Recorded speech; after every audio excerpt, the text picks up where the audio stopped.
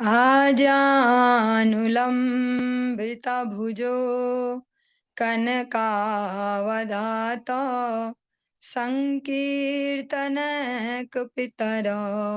कमलायताक्ष विश्वम्भरो द्विजवरो युगधर्मपालो वन्दे जगत्प्रियकरौ करुणावतारो। हे कृष्ण करुणा सिंधो दीनबंधो जगतपते गोपेश गोपिका कांत राधा कांत नमोस्तुते। तप्त कांचन गौरांगी राधे वृंदावनेश्वरी वृषभानुसुते देवी प्रणमामि हरिप्रिये। भक्त्या विहीना अपराधलक्षये क्षिप्ताश्च कामादितरङ्गमध्ये कृपामयी त्वां शरणं प्रपन्ना वृन्दे नुमस्ते चरणारविन्दम्। जय श्री कृष्ण चैतन्य प्रभु नित्यानंदा श्री अद्वैत गदाधर शिवासादि गौर भक्त वृंद। हरे कृष्णा कृष्ण कृष्ण हरे हरे, हरे राम राम राम हरे हरे। सर्वप्रथम भगवान के अभिन्न प्रकाश विग्रह श्री गुरुपाद पद्म पूज्य पात्र दंडी स्वामी अष्टोत्तर शत श्री श्रीमद भक्ति प्रसाद विष्णु गोस्वामी गुरुदेव महाराज के पावन श्री चरण कमलों में असंख्य कोटि दंडवत ज्ञापित करते हुए उनकी अहेतु की कृपा प्रार्थना करती हूँ। वे अपनी कृपा वर्षण करें जिससे निज कर्ता अभिमान भाव को छोड़कर एकमात्र उनकी वाणी के वाहक के रूप में अपना परिचय दे सकूं।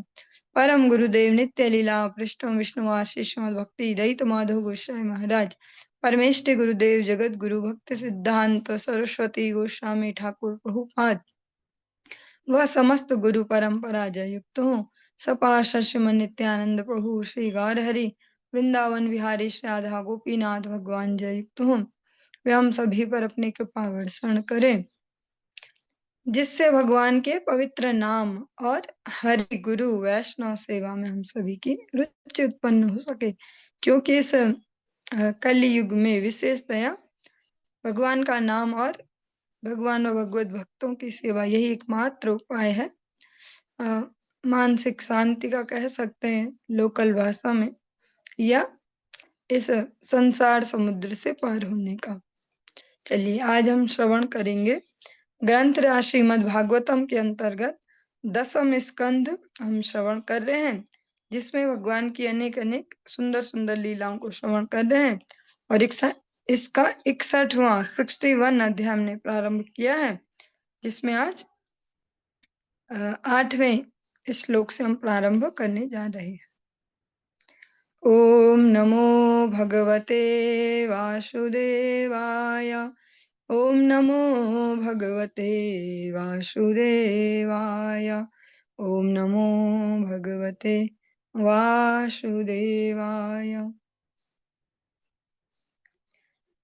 चारुदेष्णः सुदेष्णश्च चारुदेहश्च वीर्यवान् सुचारुश्चारुगुप्तश्च भद्रचारुस्तथा परः चारुचन्द्रो विचारुश्च चारुश्च दशमो हरे प्रद्युम्न प्रमुखा जाता रुक्मिण्यां नावमापितुः। महारानी रुक्मिणी का प्रथम पुत्र प्रद्युम्न था। उन्हीं के पुत्रों में चारुदेष्ण सुदेष्ण बलशाली चारुदेह सुचारु चारुगुप्त भद्रचारु चारुचंद्र विचारु तथा 10वां पुत्र चारु थे। भगवान श्री हरि के इन पुत्रों में से कोई भी अपने पिता से कम नहीं था।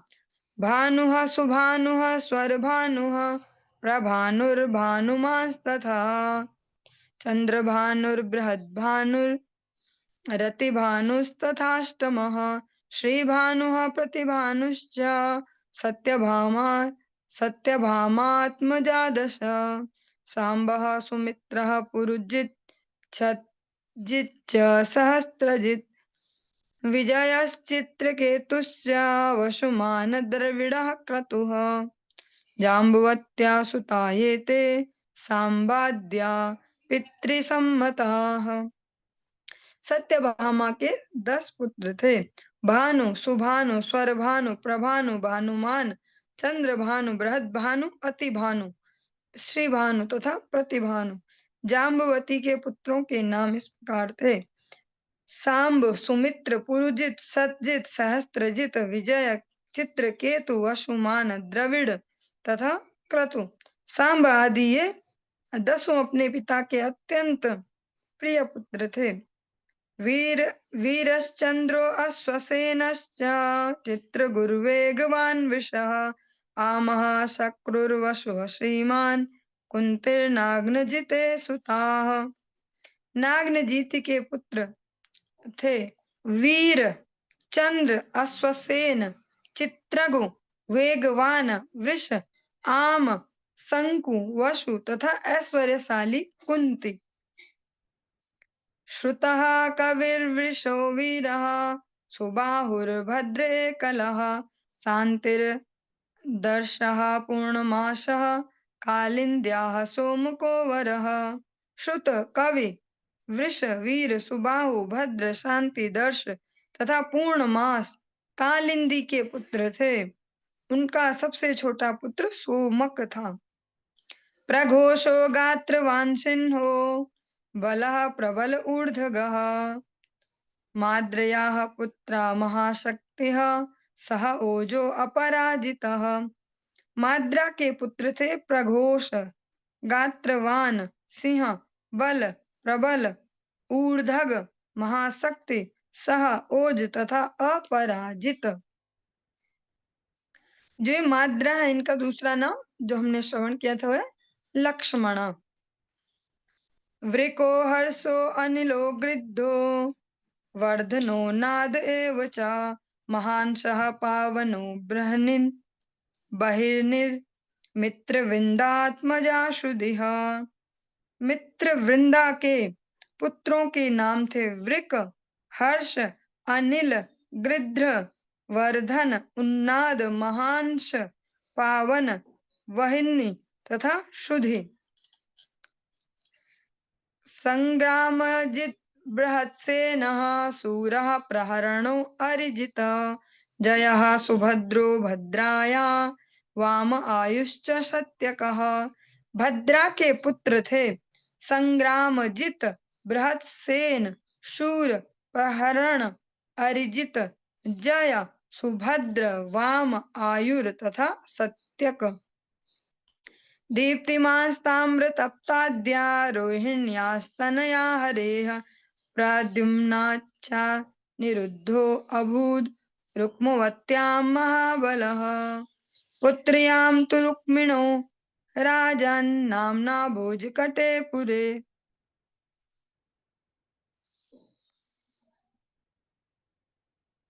दीप्तिमान, ताम्र, तप्त इत्यादि भगवान श्री कृष्ण द्वारा रोहिणी से उत्पन्न किए गए पुत्र थे।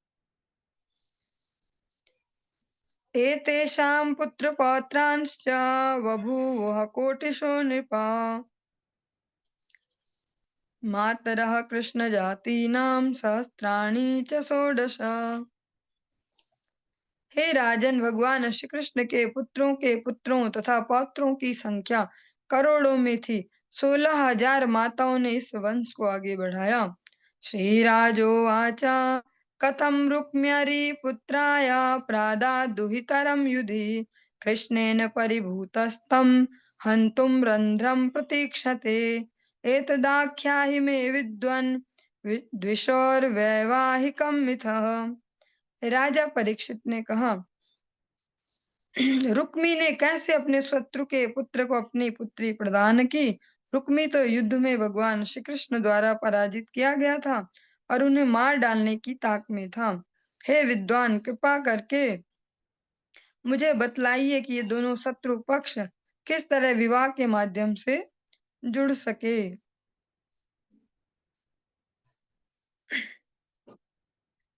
अनागतमतीतं च वर्तमानमतीन्द्रियं विप्रकृष्टं व्यवहितं सम्यक् पश्यन्ति योगिनः। जो अभी घटित नहीं हुआ तथा भूतकाल तथा वर्तमान की बातें जो इंद्रियों के परे सुदूर तथा भौतिक अवरोध से अवरुद्ध हैं, उन्हें योगी जन भली भांति देख सकते हैं। अ, परीक्षित महाराज जी सुखदेव गोस्वामी जी को कहते हैं कि आप तो तीनों कालों के विषय में जान सकते हैं। आप बताइए कि जो रुक्मी है उनकी पुत्री का विवाह जो प्रद्युम्न है उनके साथ कैसे संपन्न हुआ। श्रीशुक उवाच वृत्तः स्वयंवरे साक्षात् अनङ्गो अङ्गयुतस्तया राज्ञः समेता निर्जित्या जहारैकरथो युधि। श्री सुखदेव गोस्वामी ने कहा, अपने स्वयंवर उत्सव में रुक्मवती ने स्वयं ही प्रद्युम्न को चुना, जो कि साक्षात कामदेव था। तब एक ही रथ पर अकेले लड़ते हुए प्रद्युम्न ने एकत्र राजाओं को युद्ध में पराजित किया और उसे हर ले गया। यद्यप्यनुस्मरन् वैरं रुक्मी कृष्णावमानितः व्यतरद भागिनेयाय सुतां कुर्वन् स्वसुः प्रियम्। यद्यपि रुक्मी भगवान श्री कृष्ण के प्रति अपनी शत्रुता को सदैव स्मरण रखता था, क्योंकि उन्होंने उसका अपमान किया था, किंतु रुक्मिणी की प्रसन्नता के लिए उसने अपनी पुत्री का विवाह प्रद्युम्न के साथ होने की स्वीकृति प्रदान कर दी। रुक्मिण्यास्तनयां राजन् कुरु कृतवर्म सुतो बलि उपये में विशालाक्षीं कन्यां चारुमतीं किल। हे राजन, कृतवर्मा के पुत्र बलि ने रुक्मिणी की विशाल नेत्रों वाली तरुण कन्या चारुमती से विवाह कर लिया। दौहित्राया निरुद्धाया पौत्रीं रुक्म्या ददाद्धरे रोचनां बद्धवैरोपि स्वसुः प्रियचिकीर्षया जानन् धर्मं तद्योनं स्नेहपाशानुबन्धनः। रुक्मी ने अपनी पौत्री रोचना को अपनी कन्या के पुत्र अनिरुद्ध को दे दिया। यद्यपि भगवान श्रीहरि से उसकी भयंकर शत्रुता थी, इस विवाह को अधार्मिक मानते हुए भी रुक्मी स्नेह बंधन से बंधकर अपनी बहन को प्रसन्न करने का इच्छुक था।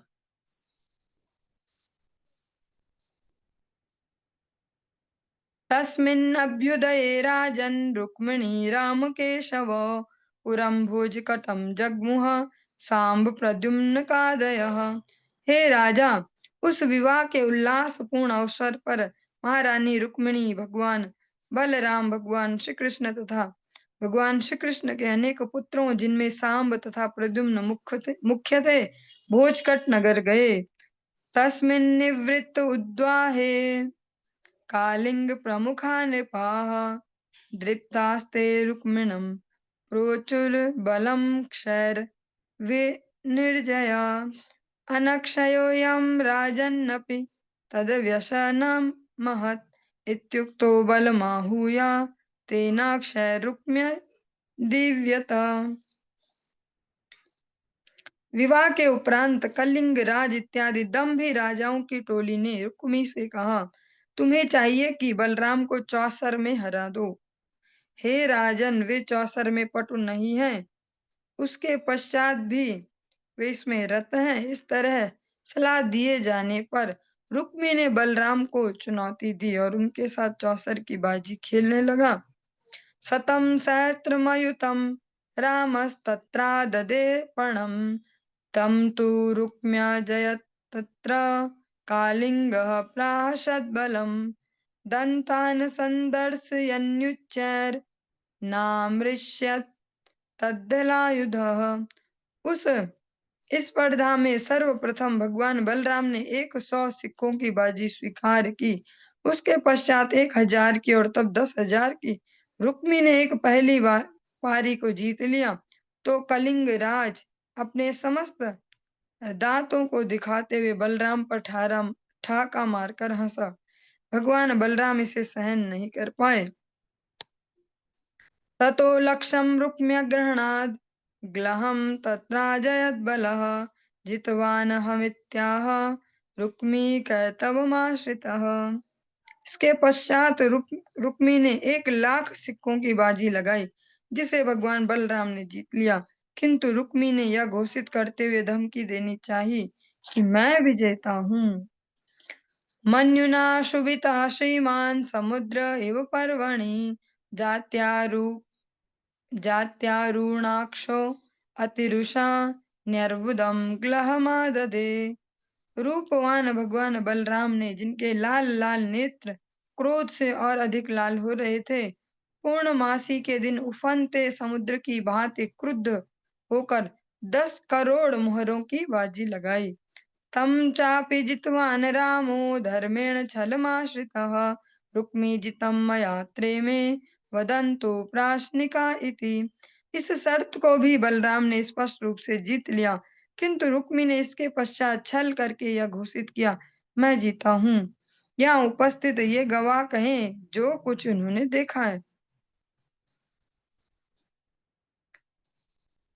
तदा ब्रवीण नभो वाणी बलेनैव जितो ग्लः धर्मतो वचनेनैव रुक्मी वदति वै मृषा। तभी आकाशवाणी हुई, इस शर्त को बलराम ने न्यायपूर्वक जीता है। रुक्मी निश्चित रूप से झूठ बोल रहा है। आज के समय में तो ऐसा बहुत मुश्किल है, पर पहले इस प्रकार के जीवन थे, इसीलिए हर समय के अलग अलग रूल रेगुलेशन है। अनेक प्रसंग हम सुन सकते हैं जिनको आज के समय के हिसाब से समझ के हमें आपत्ति हो सकती है, किंतु ये वो समय है कि जब देवताओं का प्रत्यक्ष इंटरफेरेंस है सबके जीवन में, जैसा वे वैसा कह सकते हैं सहयोग भी करते थे। आज का समय ऐसा नहीं है, व्यक्ति अपने कर्म फलों से ही संघर्ष करते जाता है। जो रुक्मी और बलराम जी की जो चल रही है ये क्रीड़ा, इसमें आकाशवाणी ने ही स्वयं से कहा कि जो रुक्मी है वो झूठ बोल रहा है, बलराम जी जीत चुके हैं। तामनादृत्य वैदर्भो दुष्टराजन्यचोदितः संकर्षणं परिहसन् वभाषे कालचोदितः। दुष्ट राजाओं द्वारा उकसाए जाने से रुक्मी ने इस दैवी वाणी की उपेक्षा कर दी। वस्तुतः साक्षात भाग्य रुक्मी को प्रेरित कर रहा था, अतः उसने भगवान बलराम की इस तरह हंसी उड़ाई। कहते हैं ना, जब विनाश काले विपरीत बुद्धि, जब किसी का इस प्रकार से दुर्भाग्य उदित होता है तो पहले बुद्धि उसकी दूषित हो जाती है। नैवाक्ष को विदायूयम गोपाला वन गोचराः अक्षैर दिव्यन्ति राजानो बाणैश्च न भवादृशा। रुक्मी ने कहा, तुम ग्वाले तो जंगलों में घूमते रहते हो, चौसर के बारे में कुछ भी नहीं जानते। चौसर खेलना और बाण चलाना तो राजाओं का काम है, तुम जैसे ग्वालों का नहीं। और ये कोई एक यंग एज ग्रुप में बातचीत नहीं चल रही, सबके पुत्र पौत्र ऐसे हो चुके हैं। उस एज ग्रुप में भी रुक्मी के मन में वही स्थिर है। भगवान जिन सब लीलाओं को 11 वर्ष की आयु तक कर चुके हैं, आज वो इतने साल तक भी उनको ही अपने मन में ढो रहा है कि ये ग्वाले ही तो है, गाय चराने वाले, कुछ नहीं आता इनको, कुछ नहीं आता। ऐसे अभी भी उसके वही विचार है, अनेक अनेक प्रसंगों से होकर गुजर चुका है, और फिर भी यही लगता है उसको कि इनको कुछ नहीं आता। रुक्मिणैव दीक्षिप्तो राजाभिश्चोपहासितः क्रुद्धः परिघमुद्यम्य जग्ने तं निर्मण संसदि। इस प्रकार रुक्मी द्वारा अपमानित करने तथा राजाओं द्वारा उपहास किए जाने पर भगवान बलराम का क्रोध भड़क उठा। उन्होंने शुभ विवाह की सभा में ही अपनी गदा उठाई और रुक्मी को मार डाला। कलिंगराजं तरसा गृहीत्वा दशमे पदे दन्तान् पातयत् क्रुद्धो यो अहस वृतैर्द्विजः कलिंग का राजा जो भगवान बलराम पर हंसा था और जिसने अपने सारे दांत दिखाए थे, दांत नहीं पोरे, जैसे दांत, जैसे हम लोकल भाषा में बोलते दांत फाड़ फाड़ के हंसना, ऐसे उसने भागने का प्रयास किया, किंतु क्रुद्ध बलराम ने तेजी से उसे 10वें कदम में ही पकड़ लिया और उसके समस्त दांत तोड़ डाले। अन्ये निर्भिन्न बाहु रुशिरसो रुधिरोक्षिताः राजानो दुर्द्रवभीता बलेन परिगार्दिताः। भगवान बलराम की गदा से चोट खाकर अन्य राजा भय के मारे भाग खड़े हुए। उनकी बाहें, जंघा और सिर टूटे थे। उनके शरीर रक्त से लथपथ थे। नीते रुक्मिणी श्याले नाब्रवीत साध्वा रुक्मिणी बलयो राजन स्नेह भंग भयाधरी। हे राजन, जब भगवान श्री कृष्ण का साला मार डाला गया जो रुक्मी है, तो उन्होंने न तो इसे सराहा न ही विरोध प्रकट किया, क्योंकि उन्हें भय था कि रुक्मिणी देवी या बलराम से स्नेह बंधन बिगड़ सकते हैं।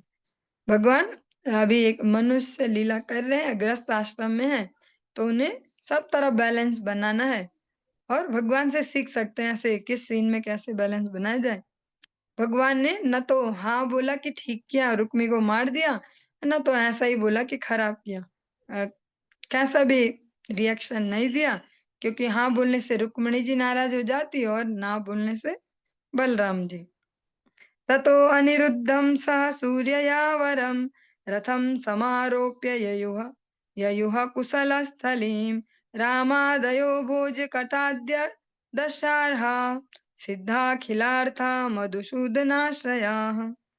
तब बलराम इत्यादि 10 आरोहों ने अनिरुद्ध तथा उसकी पत्नी को एक सुंदर रथ में बैठा लिया और भोजकट से द्वारका के लिए प्रस्थान कर गए।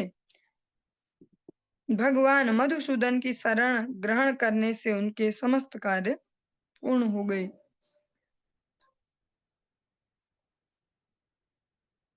इसीलिए ये बहुत ही धन्य कलयुग है।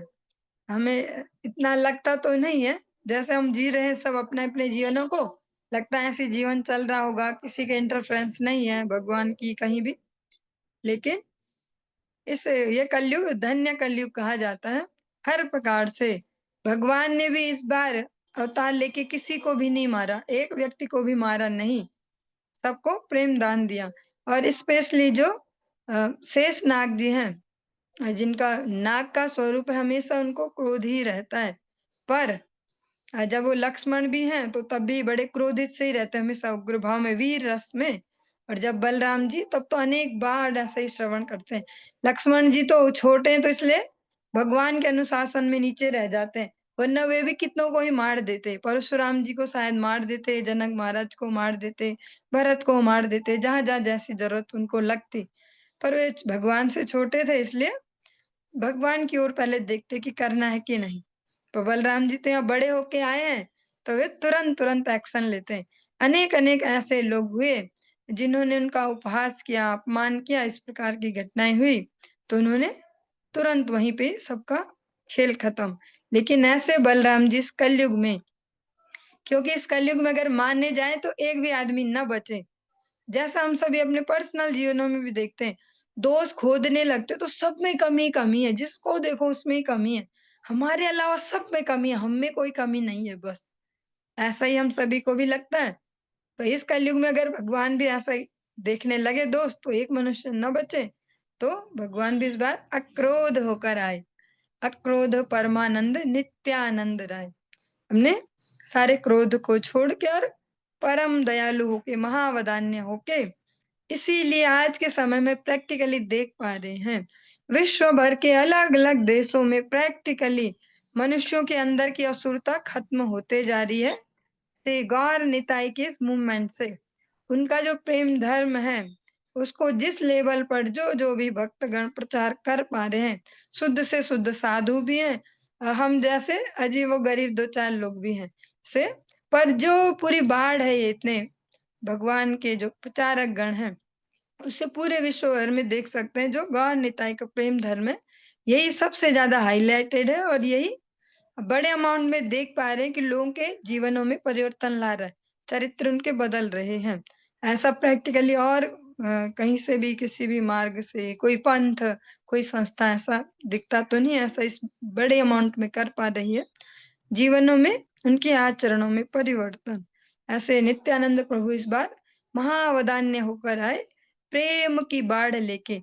प्रेमेर वन्यालया निताय आइला गड़ देशे डूबिल भाकात गणा दीनाहीन वेसे दीनहीन पतित पा मारा नहीं बाछे ब्रह्मार दुर्लभ प्रेमा सबा करे आचे।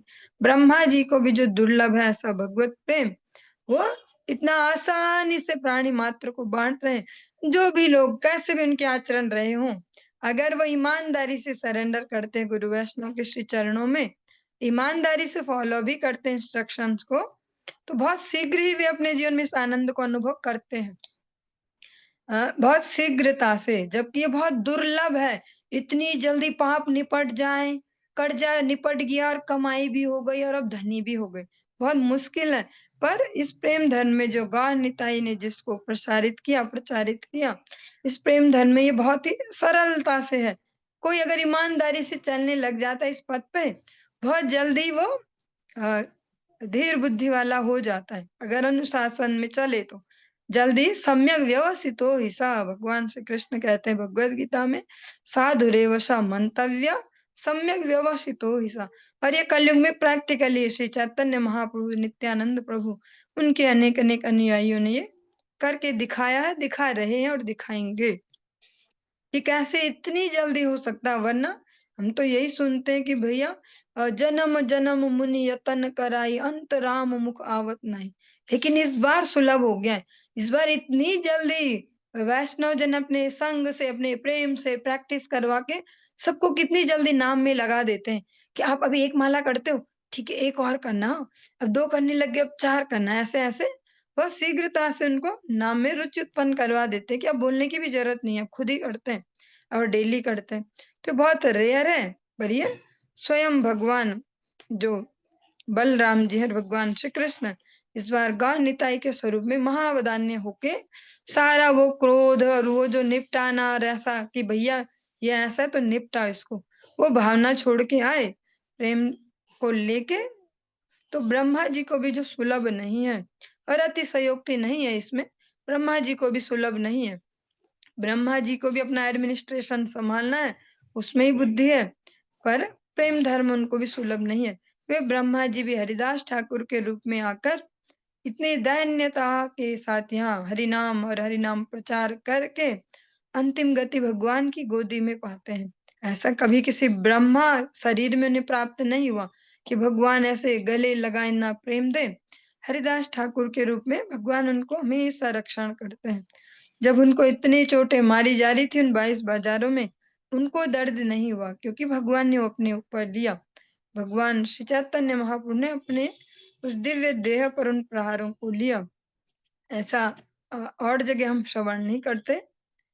तो बहुत ही कृपा है हम सब पे गुरु वैष्णव की कि हम इस कलयुग में उत्पन्न हुए हैं, अन्य कलयुग में नहीं हुए। और ऐसे समय में है जब महाप्रभु की अभी फ्रेश फ्रेश धारा बही जा रही है, बहुत दूर नहीं है महाप्रभु हमारी धारा में। इतना शीघ्र हम इस धारा में आ पाए गुरु वैष्णव की कृपा से। तो ऐसे श्री गुरुदेव को समर्पित होकर अगर चलेंगे, उनके अनुशासन में अगर चलेंगे, तो उस प्रेम धर्म को और भी अच्छे से रियलाइज कर पाएंगे जिसका अनेक अनेक भक्त लाभ ले रहे हैं। श्रीराजोवाच बाणस्यातनयामुषामुपयेमे यदुत्तमः तत्र युद्धमभूत् घोरं हरिशङ्करयोर्महत् एतत् सर्वं महायोगिन् समाख्यातुं त्वमर्हसि।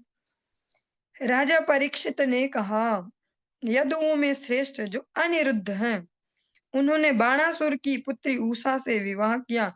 फलस्वरूप हरि जी जो भगवान श्री विष्णु हैं तथा शंकर जी के बीच घमासान युद्ध हुआ। हे महायोगी, कृपा करके इस घटना के विषय में विस्तार से बतलाइए। जो परीक्षित महाराज जी, उनकी एक विशेषता है, जो अभी हम रफली सुनते हैं, ऊपर-ऊपर से ऐसा लगता है कि जब श्राप मिल गया तो बैठ गए कथा सुनने और कथा सुन रहे। पर ऐसा नहीं है उनकी स्टोरी। उन्होंने हमेशा से ही भगवान की कथाएँ सुनी हैं। बचपन से ही सारी कथाएँ सुनी हैं और जब वे दिग्विजय करने भी निकले, तो जहाँ-जहाँ भी जाते लोगों ने उन्हें वही कथाएँ सुनाई कि आपके पूर्वज तो ऐसे थे, आपके लिए तो भगवान गर्भ में ही घुस गए, भगवान माँ के गर्भ में कभी नहीं जाते। आपके लिए पहुँच गए, आपकी वहाँ भी रक्षा की, ऐसा-ऐसा। तो वे बड़े प्रसन्न होते हैं ऐसा यश सुन के अपने पूर्वजों का भी और भगवान की लीलाएँ सुन के भी। ऐसा सुन-सुन के इसीलिए जब हम प्रश्नों को श्रवण करते हैं कि जो परीक्षित महाराज जी ने सुखदेव जी से किए अ, जो सप्ताह विधि से भागवत पारायण होता है उसमें बहुत सारी चीज़ें ऐसे एक्सप्लेन नहीं हो सकती, समय की भी मजबूरी है और आज के समय में इतना अटेंशन इतना वो पब्लिक में होता भी नहीं, कितनी देर स्पष्ट ऐसे आराम से बैठ पाए और फोकस करके सुन पाए। क्योंकि 10 बार इधर-उधर देखना, पानी पियो, ऐसा है, वो आ गई, वो चला गया, ऐसे कीर्तन नहीं हो रहा कीर्तन हो गया तो फिर मज़ा आएगा, ऐसा-ऐसा। तो उसमें इस प्रकार से तो कोई ग्रहण ही नहीं कर पाता। वो एक प्रकार का मोटा-मोटा उस प्रकार से चल रहा है कि हाँ भैया, पर एज़ ए शिक्षा के बिहाफ़ पे ऐसे समझ नहीं पाते हैं ज़्यादातर। जो परीक्षित महाराज जी हैं, जो उन्होंने प्रश्न किए हैं, उनमें से स्पष्ट वो प्रश्न करते हैं कि जो मरने वाला है उसको क्या करना चाहिए? साथ में स्पष्ट प्रश्न करते हैं कि जो भगवान कृष्ण बलराम हैं, इस धरती पे आके उन्होंने जो अनेक वीर्यवती लीलाएँ की हैं, उनके ऐसे जो कथा प्रसंग है, वो स्पष्ट कहते हैं मुझे वो सुनाइए, मैं वो सुनने बैठा हूँ। यहाँ पे केवल इसी एंगल से नहीं है कि मरने वाले को क्या करना चाहिए, तो सुखदेव जी ने शायद डाला हो बोझा कि यही सुन। वो स्वयं से इसके लिए तत्पर हैं कि भैया अब सब हो गया, अब मुझे ठाट से बैठ के ठाकुर जी की कथा सुनाओ। स्पष्ट कहते हैं, आप मेरी भूख-प्यास की टेंशन मत लो। प्रारंभ में ही जब बैठे ही हैं, स्पष्ट कहते हैं, मेरी भूख-प्यास की टेंशन मत लेना आप, क्योंकि मैं भगवान का कथामृत पी रहा हूँ, इसलिए मुझे पूर्ण जो कह सकते हैं नरिशमेंट है, जो पोषण है, वो मिल रहा है। तो आप टेंशन मत लेना मेरी भूख-प्यास की, नींद की, इसकी। आप आराम से भगवान की कथाएँ सुनाओ। तो परीक्षित महाराज जी इस प्रकार से सुन रहे हैं, उस प्रकार से नहीं जैसा मोटा-मोटी हम समझ लेते हैं कि जब श्राप मिल गया, अब तो हो ही गया कि मरने वाले तो अब बस बैठो कि क्या हो सकता है। वो पहले से ही भगवान की कथाएँ सुनते आ रहे हैं, भगवत भक्ति के प्रचार में अपने जीवन के आचरण में चलते रहे। और जो आज हम ब्रज धाम देख भी पाते हैं, वो षड गोस्वामियों ने पुनर्जीवित किया, पर जो स्थापित किया वो जो अनिरुद्ध जिनका हम नाम सुन रहे हैं, इनके जो पुत्र हैं ब्रज वज्र तो उन्होंने स्थापित किया और उनकी हेल्प की थी प्रैक्टिकली परीक्षित महाराज जी ने। परीक्षित महाराज वहाँ स्पेशली गए, उनको प्रैक्टिकली जो-जो मदद चाहिए वहाँ सब किया। तो परीक्षित महाराज जी ऐसे नहीं है जैसा हम एक एंगल से एक शब्द में एक लाइन में सुन लेते हैं कि श्राप मिला तक्षक मार देगा ऐसा ऐसा और बैठ गए और तो सुनाना शुरू किया। तो वो खुद से उन्होंने ये सब प्रसंग सुने, इसलिए बीच-बीच में खुद से जिज्ञासाएँ करते हैं अलग-अलग प्रसंग में कि जरा इसको और अच्छे से सुनाओ तो। सुना तो ये वाला मैंने था, पर इसको और अच्छे से सुनाओ। तो ऐसे ही परीक्षित महाराज जी अब प्रश्न करते हैं कि जो वाणासुर है उनकी बेटी से अनिरुद्ध का विवाह हुआ और मैंने सुना है कि इस विवाह में जो द्वारकाधीश भगवान है, श्री नारायण हैं और जो महादेव है, इनका युद्ध हुआ। तो आप मुझे इसको ठीक से समझाइए कि उनका घमासान युद्ध क्यों हुआ था इस बारे में? श्रीशुक उवाच बाणः पुत्रसतज्येष्ठो बलेरासीन्महात्मनः येन वामनरूपाय हरये अदायि मेदिनी तस्य रसः सुतो बाणः शिवभक्तिरतः सदा मान्यो वदान्यो धीमांश्च सत्यसन्धो दृढव्रतः शोणिताख्ये पुरे रम्ये स राज्यमकरोत्पुरा तस्य शम्भोः प्रसादेन किङ्करा इव ते अमराः सहस्रबाहुर्वाद्येन ताण्डवे अतोषयन् मृडम्। श्री सुखदेव गोस्वामी ने कहा, बाण महान संत बलि महाराज के 100 पुत्रों में सबसे बड़ा था। बलि महाराज जो है उनके पुत्रों में से सबसे बड़ा बाण और असुर वृत्ति को इसने धारण किया, तो वाणासुर। तब भगवान श्री हरि वामन देव के रूप में प्रकट हुए थे। जब तब बलि महाराज ने समस्त पृथ्वी उन्हें दान में दे दी थी।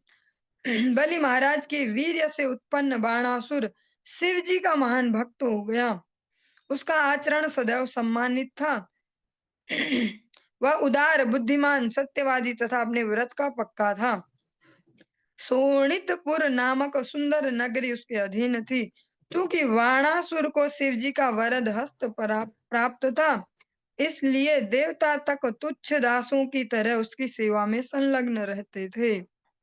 एक बार जब शिव जी तांडव नृत्य कर रहे थे, तो बाण ने अपने 1000 हाथों से वाद्य यंत्र बजाकर, जैसे मृदंग, ढोल, इस प्रकार से अलग अलग वाद्यों को बजाकर उनके नृत्य में उन्हें सपोर्ट किया, क्योंकि जो ताल है उसका भी बहुत बड़ा रोल होता है।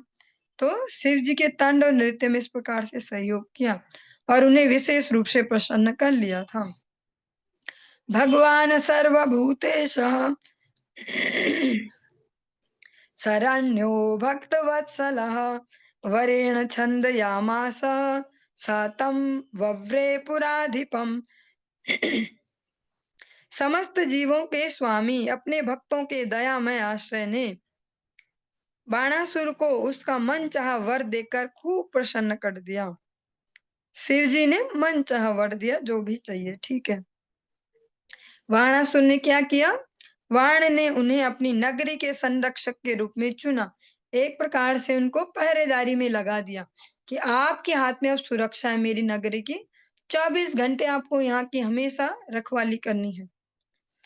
सा एकदा गिरिशं पार्श्वस्थं वीर्यदुर्मदः किरीटेनार्कवर्णेन संस्पृशत्तत्पदाम्बुजम्। बाणासुर अपने बल से उन्मत्त था। एक दिन जब शिव जी उसके पार्श्व में खड़े थे, बगल में, तो बाणासुर ने अपने सूर्य जैसे चमचमाते मुकुट से उनके चरण कमलों का स्पर्श किया और उनसे इस प्रकार कहा, नमस्ये त्वां महादेव लोकानां गुरुमीश्वरं पुंसां पूर्णकामानां कामपुरामरांघ्रिपम्। बाणासुर ने कहा, हे महादेव, मैं समस्त लोकों के आध्यात्मिक गुरु तथा नियंता आपको नमस्कार करता हूँ। ये बाणासुर भोलेनाथ को इस प्रकार से मानते हैं। आप उस स्वर्गिक वृक्ष की तरह हैं जो अपूर्ण इच्छाओं वाले मनुष्यों की इच्छाएं पूरी करते हैं, भौतिक इच्छाएं। दोहशास्त्रं त्वया दत्तं परं भाराय मे अभवत् त्रिलोक्यां प्रतियोद्धारं न लभे त्वदृते समम्। आपके द्वारा प्रदत्त ये 1000 भुजाएं मेरे लिए केवल भारी बोझ बन गई हैं। तीनों लोकों में मुझे आपके सिवाय लड़ने के योग्य कोई मनुष्य नहीं मिल पा रहा। आप लोग ध्यान से श्रवण करते हैं, पर अगले श्लोक को थोड़ा और ध्यान से श्रवण करेंगे। कंडूत्या निर्भृत्यर दोर्भिर्युयुत्सुर दिग्जानहम् आद्यायां चूर्णयन्नद्रीन् भीतास्ते अपि प्रदुद्रुवुः।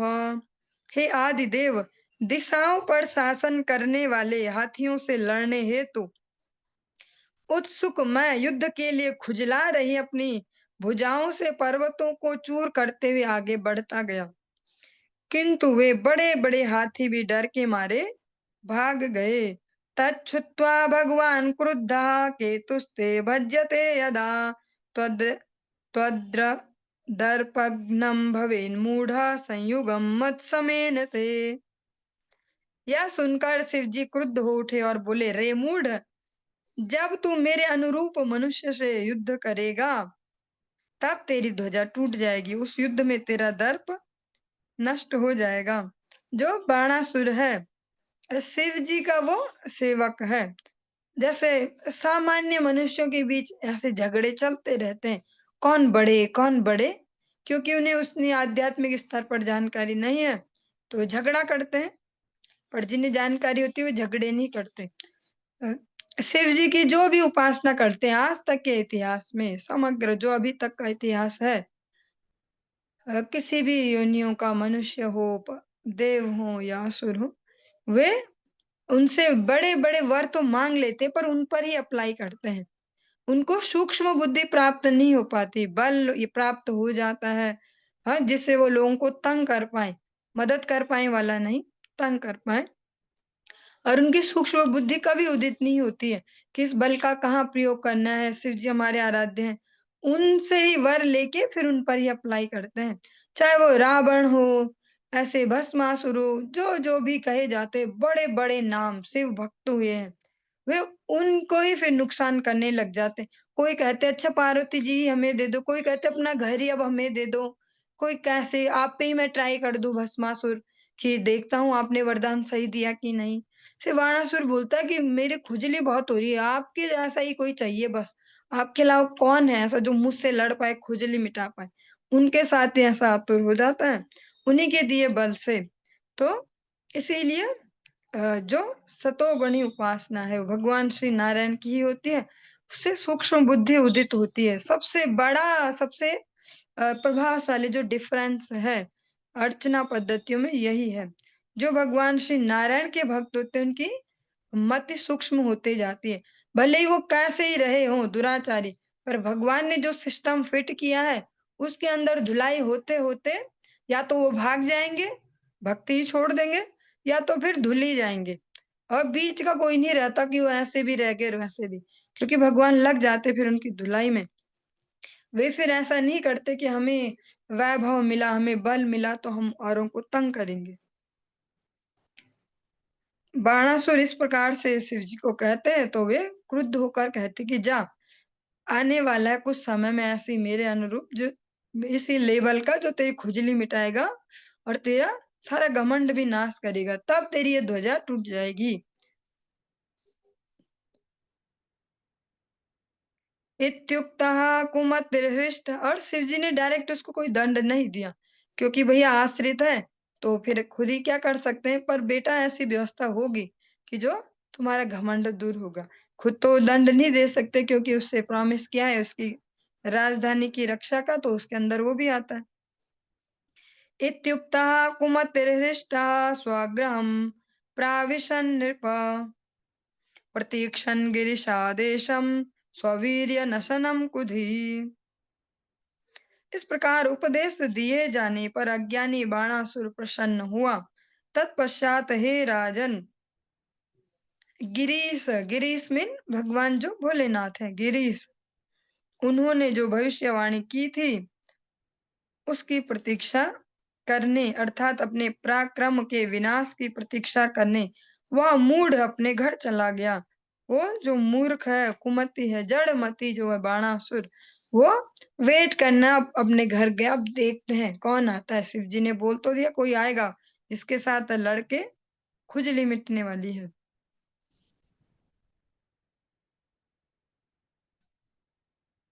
तस्योषा नाम दुहिता स्वप्ने प्राद्युम्निना रतिं कन्या लभत कांतेन प्रागदृष्टश्रुतेन सा।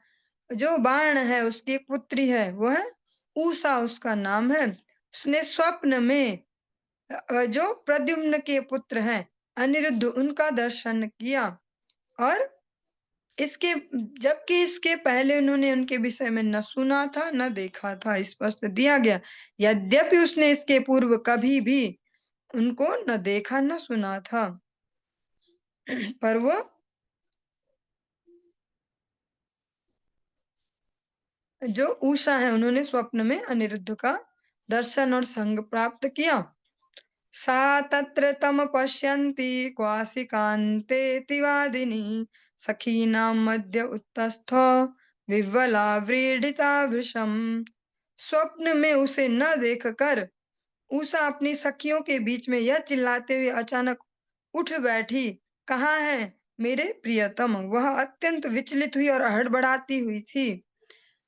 बाणस्य मन्त्री कुम्भाण्डश्चित्रलेखा च तत्सुखा सख्य पृच्छत् सखीमूषां कौतूहलसमन्विता। बाणासुर का एक मंत्री कुंभांड था, जिसकी पुत्री थी चित्रलेखा। वह उषा की सखी थी। अतः उसने उत्सुकता पूर्वक अपनी सखी से पूछा, का त्वं मृगयसे शुभ्रू कीदृशस्ते मनोरथः हस्ताग्रहं न तेद्यापि राजपुत्र्युपलक्ष्ये। जो चित्रलेखा है उसने कहा अपनी सखी उषा से, हे सुंदर भौहों वाली, तुम किसे ढूंढ रही हो? तुम यह कौन सी इच्छा का अनुभव कर रही हो हे राजकुमारी? अभी तक मैंने किसी को तुमसे पाणी ग्रहण करते नहीं देखा, क्योंकि कभी वो अनिरुद्ध से मिली भी नहीं है और उनकी सखी को भी ऐसा कुछ तो पता नहीं है कि इनका कहीं विवाह हुआ या ऐसा। पर अचानक नींद में उठकर इस प्रकार से कैसे कह रही हो? दृष्टः कश्चिन्नरः स्वप्ने श्यामः कमललोचनः पीतवासा बृहद्बाहुर्योषितां हृदयंगमः। उषा ने कहा, मैंने स्वप्न में एक पुरुष देखा जिसका रंग सांवला था, जिसकी आंखें कमल जैसी थी और वस्त्र पीले थे, भुजाएं बलिष्ठ थी। वह ऐसा था जो समस्त नारियों के हृदयों को स्पर्श कर जाता है। तमहं मृगये एकान्तं पाययित्वाधरं मधु क्वापि यातः स्पृहयतीं क्षिप्त्वा मां वृजिनार्णवे। मैं उसी व्यक्ति को ढूंढ रही हूँ। मुझे अपने अधरों की मधु पिलाकर वह कहीं और चला गया है और इस तरह उसने मुझे दुख के सागर में फेंक दिया है और मैं उसके लिए अत्यधिक लालायित हूँ। चित्रलेखो वाचा व्यसनं ते अपकर्षामि त्रिलोक्यां यदि भाव्यते तामनिशे नरं यस्ते मनोहरता तमादिश।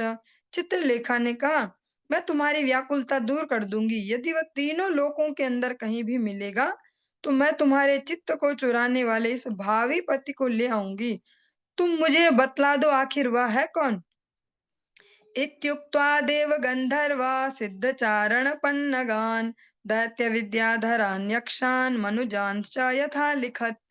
यह कहकर चित्रलेखा विविध देवताओं, गंधर्वों, सिद्धों, चारणों, पन्नगों, दैत्यों, विद्याधरों, यक्षों तथा मनुष्यों के न्याय संगत चित्र बनाती गई।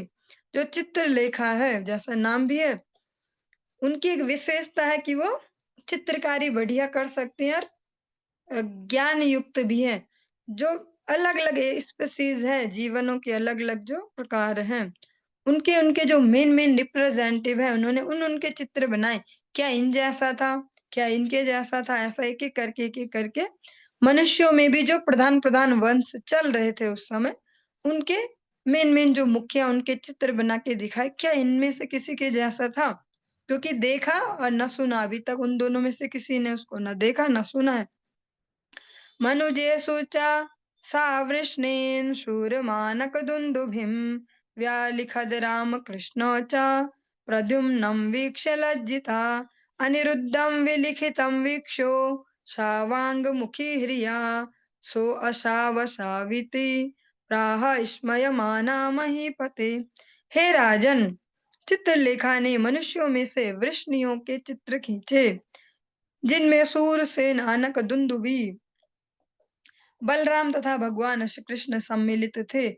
जब उषा ने प्रद्युम्न का चित्र देखा तो वह लजा गई और जब उसने अनिरुद्ध का चित्र देखा तो उलझन के मारे उसने अपना सिर नीचे झुका लिया और उसने हंसते हुए कहा, यही है वह। चित्रलेखा तमाज्ञाया पौत्रं कृष्णस्य योगिनी ययो विहाय सा राजन् द्वारकां कृष्ण पालिताम्।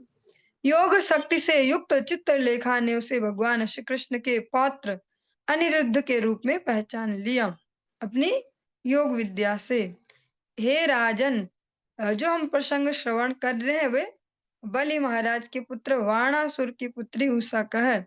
तो हम अगर सामान्य मनुष्यों वाली कैटेगरी में फिट करने का सोचेंगे तो कैसे भी फिट नहीं हो पाएगा, क्योंकि उस समय और उनके पास अलग अलग प्रकार की विद्या है, अलग प्रकार का उनका जीवन चलता है। आज के मनुष्यों के जीवन में फिट करेंगे तो सब गड़बड़ ही गड़बड़ लगेगी। हे राजन, तब वह आकाश मार्ग से द्वारका नगरी गई जो भगवान श्री कृष्ण के संरक्षण में थी। चलिए इससे आगे का प्रसंग कल श्रवण करेंगे क्योंकि एक बार में पूर्ण नहीं हो पाएगा तो रिदम टूट जाएगी। चलिए आज की इस चर्चा को यहीं विश्राम देंगे। हरे कृष्णा।